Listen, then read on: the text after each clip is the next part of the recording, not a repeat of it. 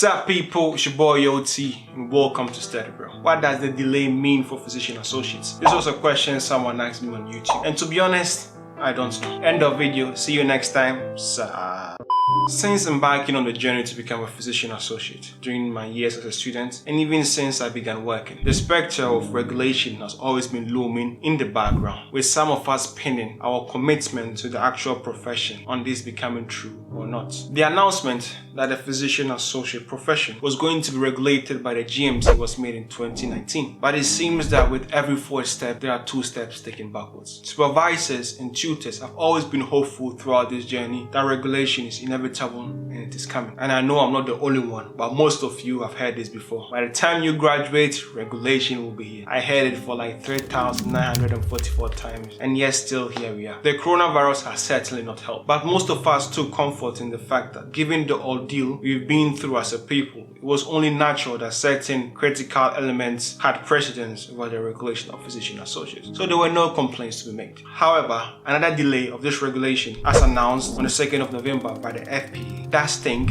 to say the least. The reason for this delay has not been made clear, at least from the announcement, from what I got, and it has been clouded with administrative jargons as complex legislative decisions that need to be made. At this point, this business of regulation almost seems like a donkey and a carrot. We being the donkeys chasing the carrot of regulation, ever so close but always out of reach. I do speculate most have pinned their commitment to this profession on it's being regulated or not. You might ask, why is this important? It is because as a profession is new and stability is important. Being able to know what your future might hold and being able to plan accordingly, I think is something to strive for. We are hoping there will be clear framework for one to then decide, given that this is the nature of the role. It goes from A to Z. Is there something I see in my future, or is there something I don't see in my future and I should be doing something else? With this delay in regulation, 1 day yes, 2 day no, it's a bit all over the place and it doesn't really inspire one with confidence.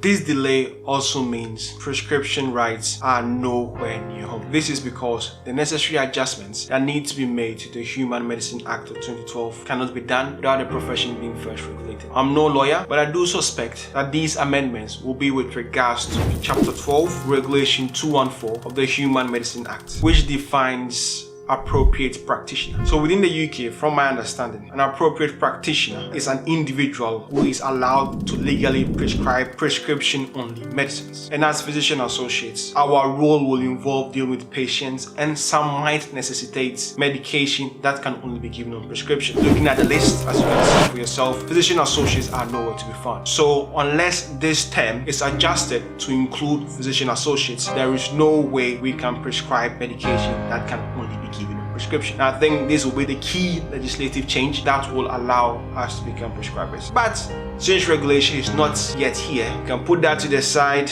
and keep waiting. To our siblings from another mother who have been steadily waiting in the shadows for this profession to be regulated and address some of the concerns you have regarding the profession, unfortunately, you just have to keep waiting. For aspiring physician associates and physician associates who just recently graduated, who are caught in this limbo of regulation, I say keep the good faith. For our predecessors have fought the good fight and have taken the profession a long way. They've sown the seed, just have to be patient and wait for the tree to grow so we can all sit under the shade. It's your boy OT and I'm out. Salute!